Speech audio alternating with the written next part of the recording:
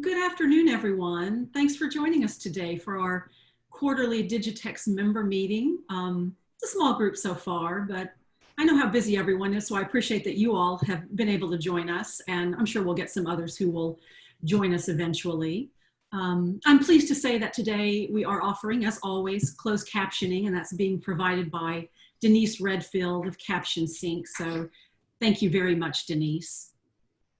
We're also recording today's meeting, as we do all of our public meetings and webinars, and a recording will be available on our YouTube channel in a couple of days. So we'll be sharing that out with our Google groups at that point when it is ready. And if you will, please keep yourself on mute. And if you have any questions along the way, just put them into the chat box and we'll get to them at the end of the meeting. I think we'll probably have plenty of time for question and answers, but if we don't get to all of them, of course, we'll follow up as needed. So our agenda today includes these things, and we're calling it Demo Day.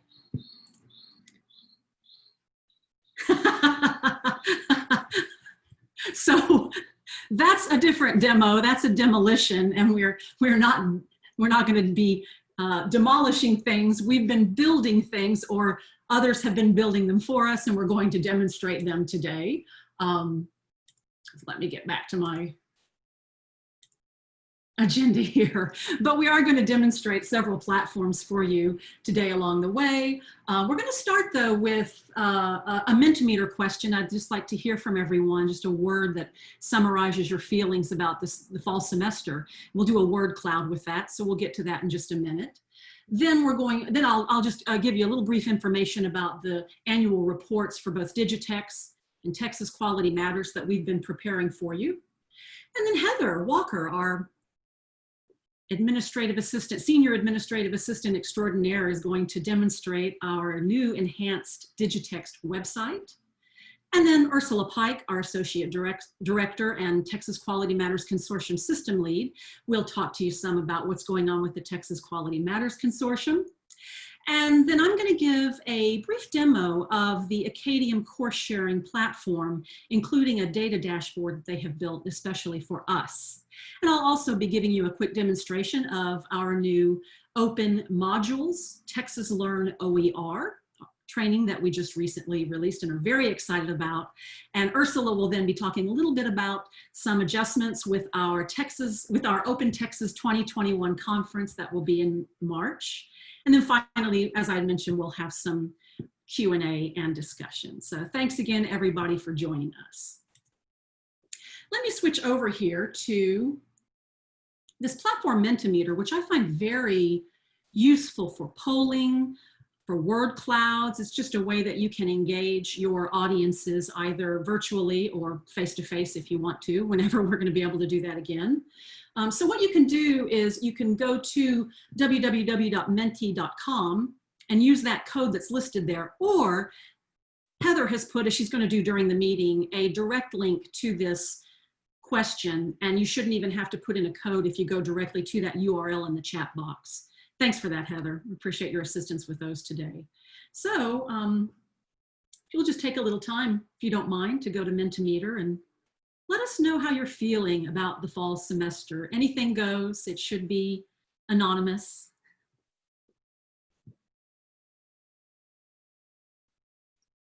Well, anything goes within reason, of course. We don't want to offend anyone here, so I'm certain that some of you might have some very strong feelings that you might want to censor for these purposes, but oh, overwhelmed. Train wreck, oh no, oh my goodness. I'm sorry to hear that, but I think under the circumstances, it's understandable. Oh, anticipatory, well, that's more positive. That's nice to hear. Uncertain. Flexibility is the watchword right now, isn't it? It's just what we all have to be prepared to have. We've been that way, and for who knows how long we're going to have to be operating at maximum flexibility. Anxious, I know how you feel. Confused, isn't that the truth? It seems like, you know, it's just a constantly moving target, isn't it? And it's hard to know what to do when, for how long. But that makes sense. I'll just wait just a second if anybody else has anything else they want to contribute. But I would imagine that probably all of us can empathize with all of those feelings right now. We're certainly here to do whatever we can to help alleviate some of the pain points and stressors that you might feel in your work, within the purview of the types of services and initiatives that we offer. So if there's, a way that we can, though, that might not be a part of what we normally do, please let us know and we'll see what we can do to serve you better. Okay, thanks everyone. I appreciate you. Committed. Committed. Oh, that's nice. Thank you, whoever contributed that. I do appreciate hearing that. Partly it's kind of like, what choice do we have, right? But I appreciate that more positive feeling amongst so much uncertainty. Okay, I'll return here to my slides. And so we just wanted to start by letting everyone know that we've been hard at work preparing our annual reports for the 2019 to 20 fiscal year. And this is going to include 2 reports, one of them a general DigiTex report, and then another for Texas Quality Matters Consortium, in which Ursula dives deeper into some information, data, and services related to Texas Quality Matters Consortium this past year. And I really do have to give both her and Heather a shout out at this point, because they have been diligently working to expand and enhance those services for Texas Quality Matters Consortium to ensure that we're serving you as best we can. But I think I'm very proud of what we've managed to accomplish over the past year. And I hope you'll be excited by what is contained in those reports. And these should be out right at the start of September is our target date for releasing them. We'll send them out on our Google groups. They'll be available on our new enhanced website. And if by chance you haven't gotten or seen a copy, then we'll just contact us and we'll be happy to send it to you directly. We'll tweet it out on our Twitter feed as well. So look for those. We're very excited about everything that's going to be contained within their digital pages. So the next thing that I want to do is turn it over to Heather. Let me end my screen share here to give you a look at our not new website, but an enhanced, expanded website that I think more accurately reflects the wide array of initiatives that we engage in now, beyond what we had done when we were Virtual College of Texas. So let's give Heather a moment to get her screen up and running. All right, thank you for that introduction, Judy. I am pulling things up now, and you should be able to see our screen. What I am going to show you is a brief comparison of our website as we currently have it and our new and improved website, which we will be launching within the next few weeks, we think. For those of you who are familiar with our website, I would like to assure you, first of all, that the URL is going to remain the same. And I'm dropping that into the chat box, or Judy has already done that for us, for those of you who would like to have that. Once our new and improved website goes live, you will see that it looks relatively similar to what we have had previously. Same overall layout with very similar content, but it will be arranged slightly differently for better functionality and easier access to certain elements. So this is our website as it currently stands. You'll notice that on our new and improved website, which I'm going to switch to here now, we have a slightly different menu. For those of you who are familiar with our website, you might remember we have news and events divided up into 2 separate tabs, and then the blog tab is not currently available on our present website. We are going to make a separate tab available for the blog for those who would prefer to get there directly. If you are familiar with our website, you might know that currently you have to go to the News or Events tab in order to reach the blog, and click on a separate link from within that tab in order to access the blog. That will be more readily accessible to you on our new and improved website from our blog tab. And if I show you this section here, this is going to be pretty similar to our news and events section in terms of its layout. You'll notice we have a different format here to our current website with a nicer, hopefully easier to read layout, which will allow for expanded reading if you are interested in reading an article, as well as sharing options.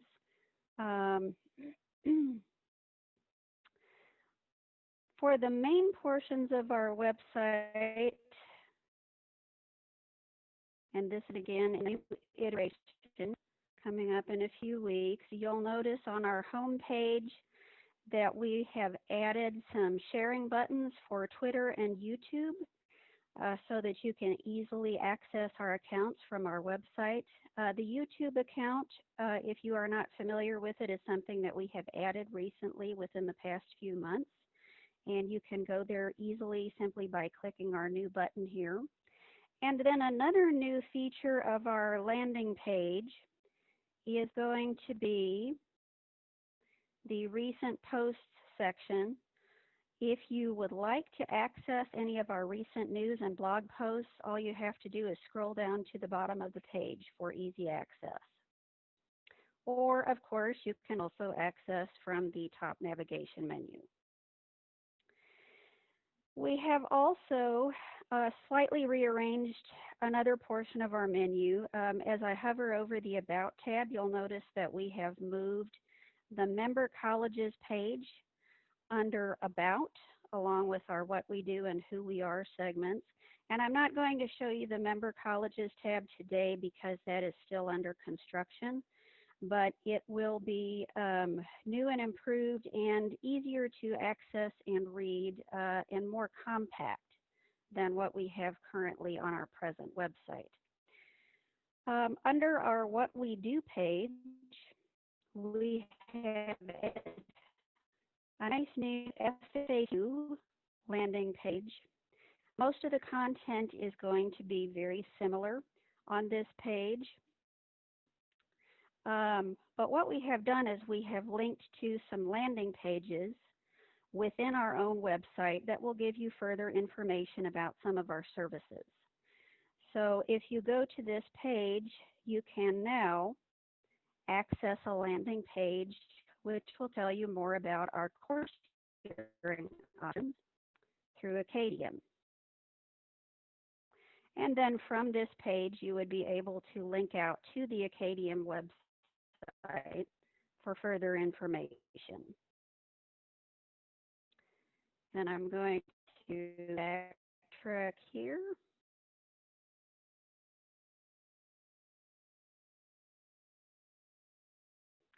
We also will have a new tab for our initiatives and services. And as I hover over this tab, you'll notice we have landing pages again for our course sharing, which we are currently viewing. And then we have pages for our open educational resources, information about the Texas Quality Matters Consortium, information about our membership in the State Authorization Network, and a research and resources page. Now I want to show you our Open Educational Resources tab briefly, just so you have an idea of the content that's available. If you haven't visited this page before, it's actually a pretty neat one. We do keep it updated pretty regularly. And this is where we will put new information about new trainings and other OER resources that we have developed. if you will, if you look here in the middle of the page, we have an updated section with information about our Texas Learn OER training, which just launched at the beginning of this month, as well as information about webinars that we have offered previously that have dealt with OER, and information about our upcoming Open Texas conference in 2021. So this is a good resource page for anyone who is looking for open educational resource documents and other resources. And an additional resource page you might want to be aware of. This is going to be new to our new website.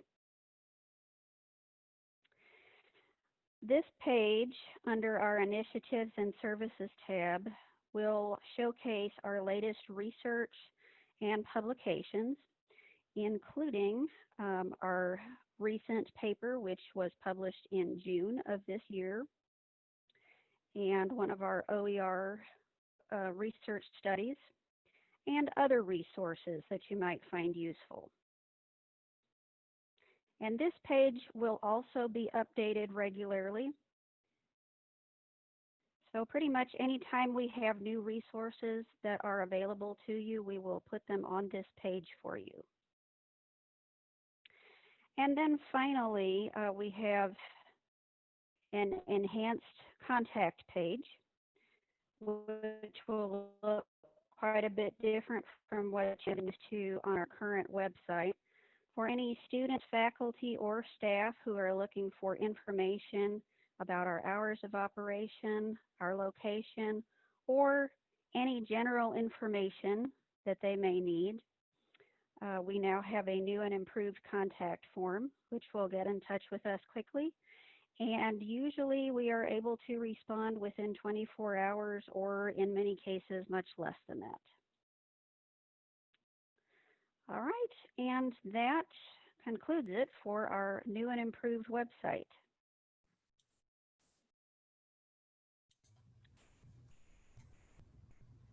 I have yet to figure out something that Heather can't do for us when I ask her to.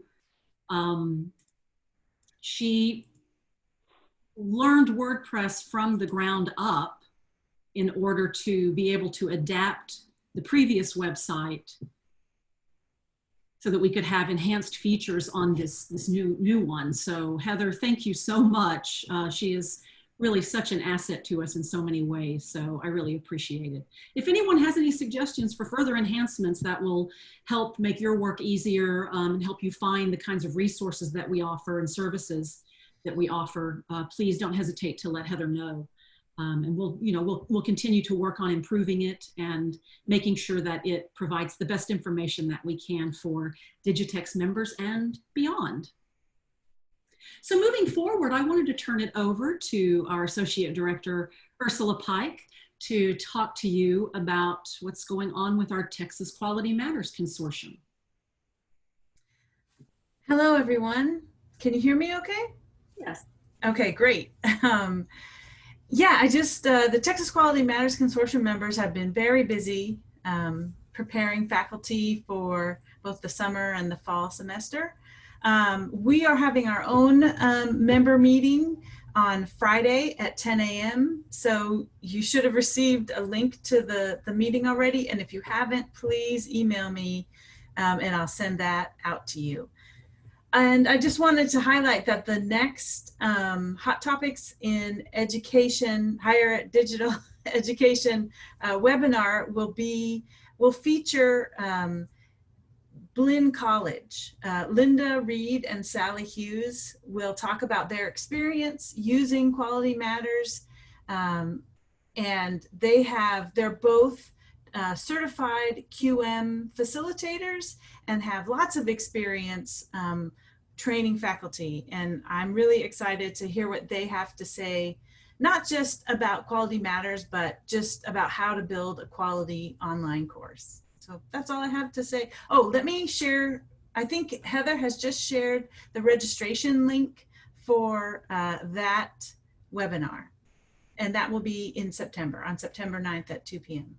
Yeah, thank you. We'll be sure and share the Texas Quality Matters Consortium annual report along with the DigiTex report with everyone.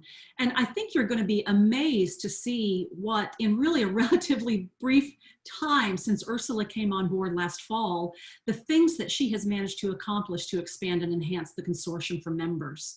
And she's working closely with Quality Matters with the national office, and networking with other consortia and states across the country. So Ursula, I can't thank you enough, and just really give you kudos for what you've been doing to make sure that the consortium meets the needs of members. So thank you.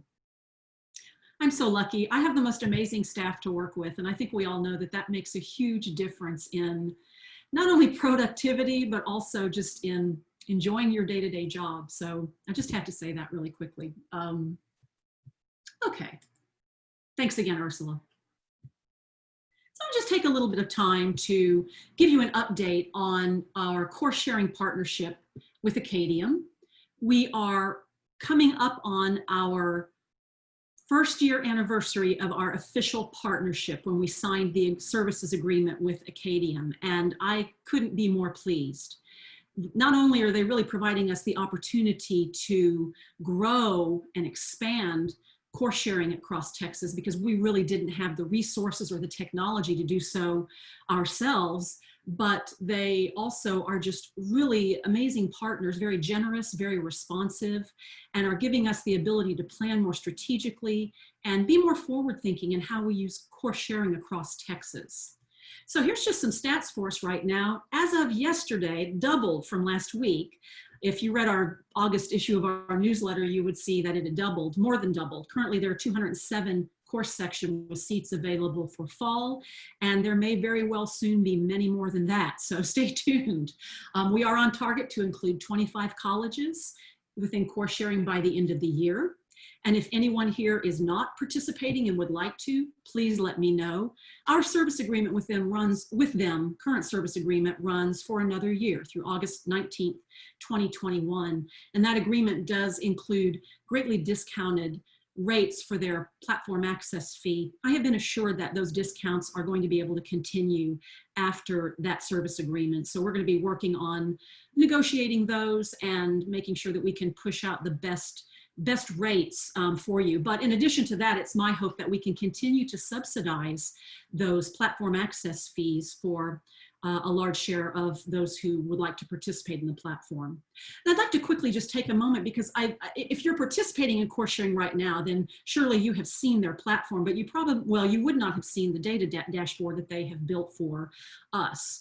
And those of you who aren't participating might like a peek into how you can see the courses and the seats that are being offered right now. So let me just move over to that.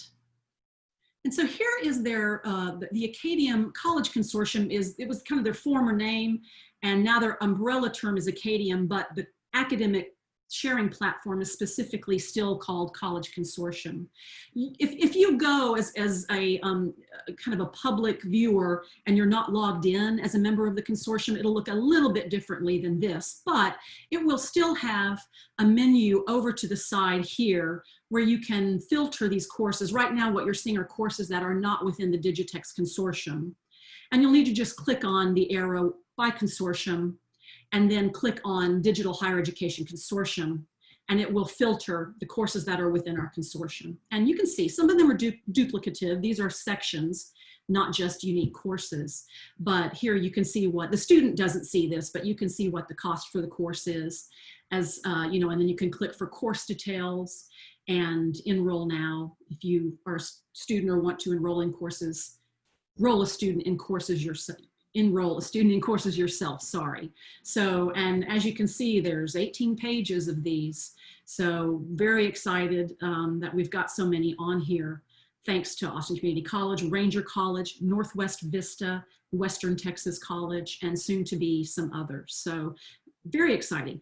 Then I also just wanted to quickly show you this data dashboard that they have built just for us. And it's the first one ever that they have built for a consortium on through Acadium. So I want to click on that. It takes just a moment to load because it's chock full of good data for the consortium. This is not available yet directly to the colleges that participate. Only I am able to see this dashboard at this point, but it gives me a quick at-a-glance view of what the activity is currently on the platform. Monthly enrollments, I can break that down. I'm going through this fairly quickly. I can break that down in a couple of different ways and derivatives. And then I can take a look and I can just see generally how many enrollments there are right now, how many are active, pending, students who have withdrawn, who have been denied for some reason. I can also filter that by college. And I can also see that it's a little difficult to see because I know the print is really tiny, but I can see at a glance who has the most enrollments. Frank Phillips College is at the top right now, Frank Phillips College, sorry, with Howard College second, Angelina College third, and Lee College fourth. So I can see where the enrollments are. There's a variety of ways that I can see that and move it around and slice and dice it. I can see trends. I can see where geographically these enrollments are from the colleges that are participating. I think that's nice. And then the final piece of it that I asked them to include, and we're going to be enhancing this as we move forward, is some outcomes data. Letter grade distributions for students who have taken and completed courses through the platform. And I can see that in a variety of ways so that I can see trends for these. These are number grade distributions right here. So we're going to hopefully be working to build those outcomes out so that we can have a little better idea of what's going on in terms of students who participate in their outcomes, and then maybe engage in some kind of predictive analytics to help support students better through course sharing in Texas. So I'm really excited about having this dashboard, and what I think the next step is going to be getting access for this information specifically to the colleges and letting them give feedback as to what data would be helpful for them as they are engaging in course sharing. So very excited about that. And I really appreciate Acadium working to meet our needs in that capacity. And I think they're actually going to be using this to build models for dashboards for other colleges participating. Lots of good things happening with this partnership. Let me go back here to my slides.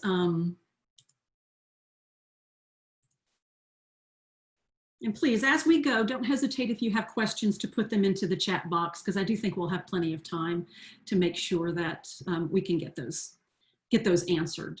And I notice also that Heather did drop in the direct link to the Acadium academic sharing platform so that you can take a look at the courses and the seats that are being offered right now. I think I didn't mention, did I mention Austin Community College? Because they also have courses on here. I might not have because I didn't see it, but did I? Okay, thank you. Okay, good. I want to make sure I did that. So let's move to another one of our big initiatives, especially right now because we have something very exciting that just recently came out, and that is our Texas Learn OER modules.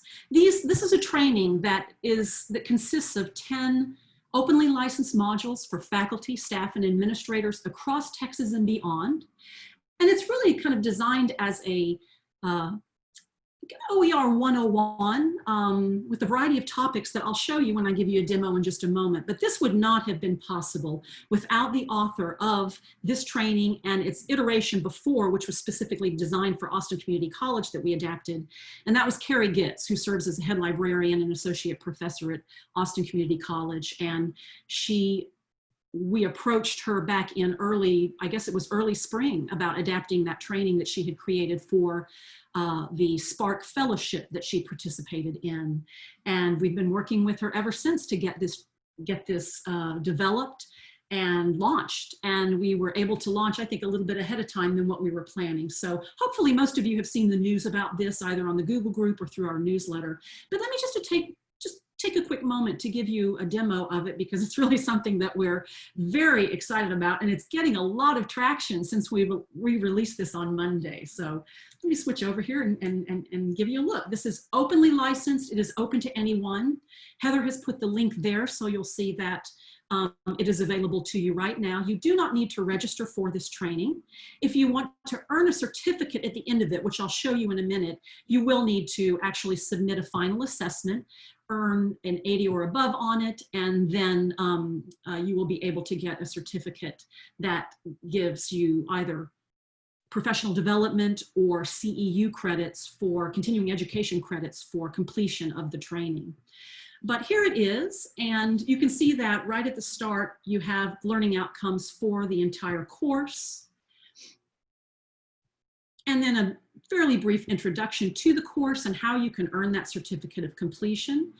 And we are going to be working on continuous improvement, ongoing, hopefully forever for this, for as long as it exists for this training.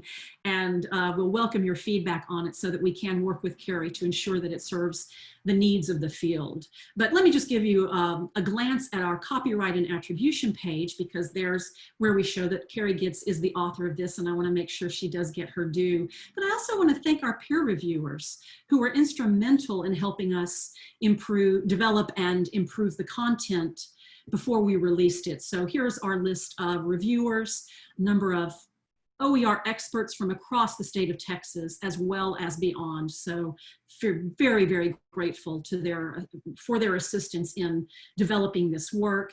And Ursula and Heather also were instrumental in editing and developing it. So thanks to both of them.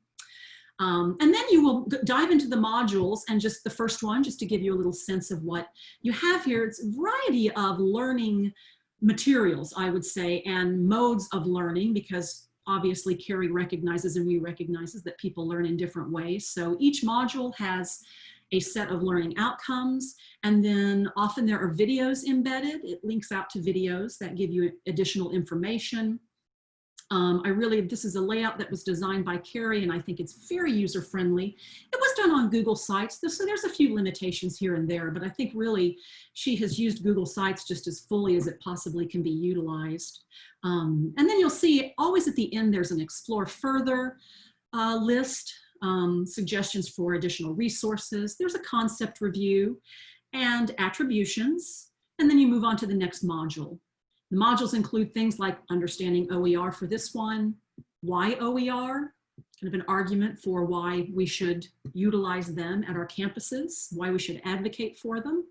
We have an introduction to open licensing, and it really highlights Creative Commons licensing as a potential best practice for licensing open educational resources. And Heather and Ursula don't even know this yet, but I just was contacted by Creative Commons. They'd like to do an interview with me because I'm an alumna of their certificate program, and they see this as an extension of the knowledge that I gained within that program. Now I'll have to make it clear that really this is Carrie Gitz and her knowledge primarily, but I'm thrilled that they would like me to potentially do an interview or a blog post so that I can feature this training as an alumna of the Creative Commons certificate program.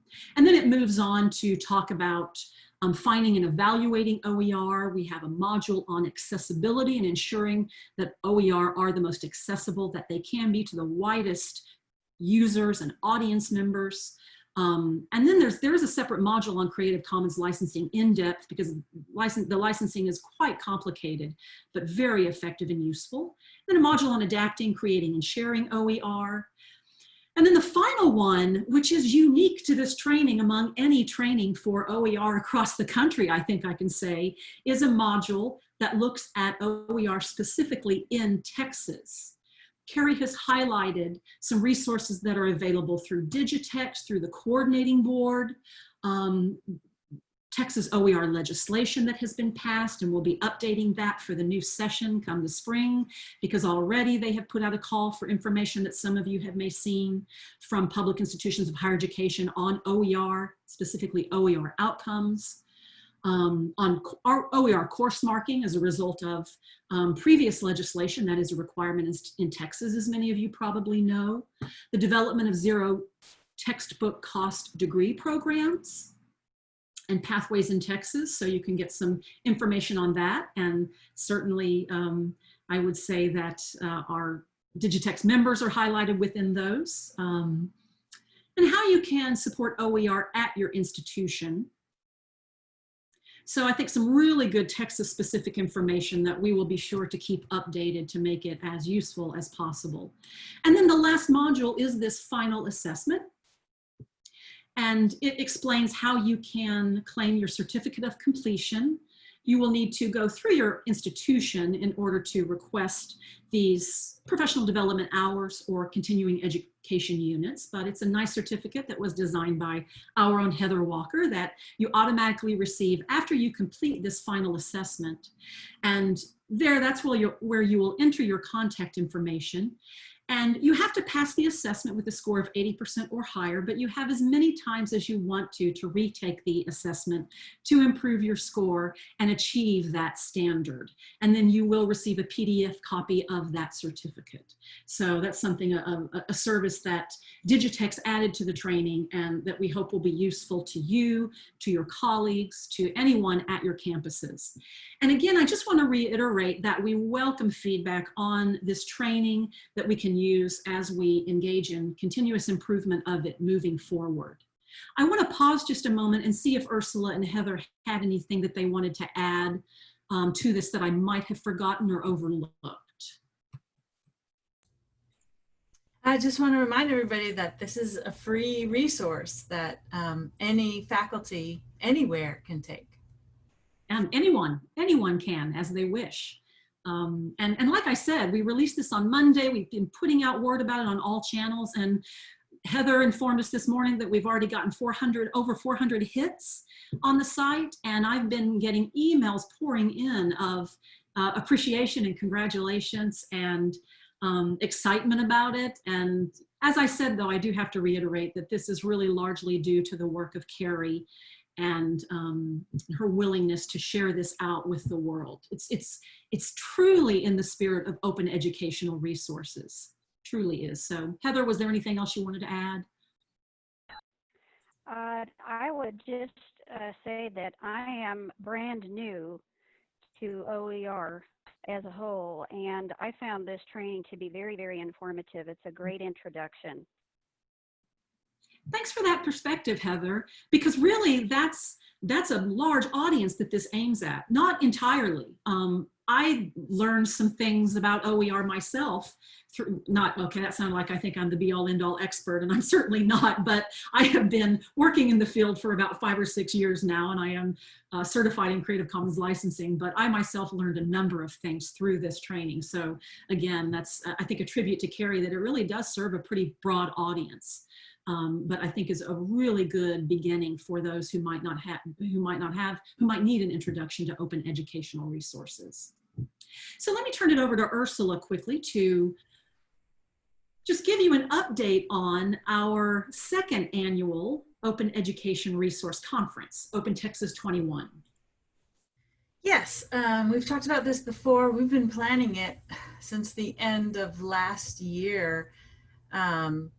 And it's going to be March 11th and 12th, 2021. And we made the decision, the steering committee made the decision to move it to a virtual conference last month. Just in conversations with University of Houston Downtown and Houston Community Colleges, we just needed to face the reality of the uncertainty of next year. But I think it opens it up to a lot of opportunities. And and just to remind everybody at DigiTex, we are committed to making sure that this is an affordable conference, that as many DigiTex members as possible can attend it. So we're working with the planning committee to specifically target keeping costs down. And so we'll let you know more once we get closer to it. A call for proposals will be released soon, but it won't be due until later in the fall. So we'll be sure to let everybody know about opportunities for submitting conference proposals. And I think that Heather has put into the chat box a link to the website that tells more about it. So that's all I wanted to say. Ursula, thank you so much. And I'm glad you brought up the fact that we are committed to ensuring that this is going to be as affordable as possible for as many of our member colleges as we can. It's going to be more affordable just by the nature of it being virtual, I do believe. This is happening with a lot of conferences right now. But as we did with the 2019 Open Education Conference that was held here in August, back in August 29th, held in Austin back in August of 2019, we are planning to subsidize registrations for as many attendees from our community colleges as we can. It probably would only be a couple like it was last time from each college, but we hope that we can, again, dedicate some funds to doing that to ensure that you can attend our virtual meeting. And Ursula is on the program committee, and they're meeting right after this meeting, actually. So they're in the process of putting together the call for papers, I believe, right, Ursula? And hopefully that call for papers will go out soon, and we'll be able to start shaping, and that program committee specifically will be able to start shaping the agenda for the meeting. Thanks, Ursula. I really appreciate it. So that is our agenda for the day. Let me see if for some reason, I didn't want to move forward. There we go. This is our contact information. As always, I like to mention that we are here to serve you. Please, at any point, don't hesitate to contact myself, Ursula, or Heather if there is something that we can do to help serve you, to better meet your needs. Suggestions for just really anything related to digital higher education in Texas. We're very excited about entering the new fiscal year and figuring out ways that we can continue to expand what we do, enhance what we do, shift what we do if necessary. But that having been said, I'd just like to open it up for any questions, any discussion. We've got lots of time. Will this Zoom meeting recording be available for others to review? Thank you, Coastal Bend College, for asking. Yes, absolutely. We are recording it right now, and we will post that link or send out that link on our Google Groups. And that will probably be around tomorrow or Friday. I think we'll be able to get that out to everyone. If by chance you're not on that Google group and you want to be, please contact Heather and ask her to work with me to add you to that member Google group. Or if you simply want us to directly send you the link, or if you want to go to our YouTube channel, again, Heather put that link into the chat box. So absolutely, this will be available. Other questions, or just any discussion topics, or for commiseration from your fellow community college members or otherwise? I'll just pause for a moment in case there's anything else that comes in. By the way, while I'm waiting, little tidbit for you that goes back to demo day. When I showed you the GIF, is it GIF or GIF? I always forget. That shows my age. Anyway, when I showed you that of him demoing the wall, that was Chip Gaines from the HGTV show Fixer Upper. And a little trivia for you, he went to Grapevine High School, which is where I went to high school up in the DFW area. He's 10 years younger than me, so I was there quite a bit before him, but my brother, who is his age, was there with him, and they played football together. So my brother knows him, or knew him, quite well.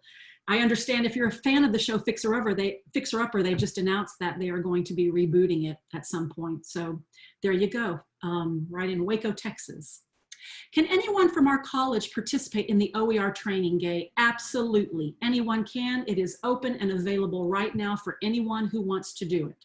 There is no limit to the number of people who can access it, who can make their way through the modules, and who can complete the assessment and receive the certificate. So, Gay, if you have any questions, don't hesitate to let us know, but it is there for you right now, and it's open to all. And thank you, Ursula. Appreciate it. I'm glad you asked though, Gay. That's the beauty of open educational resources, isn't it? If they are as open as is recommended to be an open educational resource, which means that it can be revised, reused, redistributed, remixed. Another R word I might have forgotten, but it means that you have the ability to use it, to retain it, to revise it, to adapt it, to redistribute it to others. And we have licensed it with a CC BY license so that it is as open as possible in that way. Oh, hi, Laura Lane. We're finally coming up for air. Oh, that's good. And plan to put courses in Acadium. Oh, I'm so thrilled to hear that, Laura. I've organized a meeting with HR on Monday to get a process for me to get the credentials to put in Acadium. Laura, that is just fantastic to hear. We're always excited when we have another college coming on board. So thanks for letting me know. If there's anything I can do to assist with that, please. Oh, I'm sorry. Laura said that privately. My goodness, I apologize, Laura. That is my gaffe. She sent that to me privately. I didn't say what school, but if you know what school Laura's with, you will know that they are working to participate in Acadium. I'm a little embarrassed. I'm so sorry, Laura. But thank you anyway. Other questions that are for everybody and not just for me, Linda. Oh, okay. Still nice to hear another will join Acadium. Thank you, Linda. I appreciate it. That makes me feel a little bit better. Okay, thank you, Laura. You're very gracious, very, very gracious.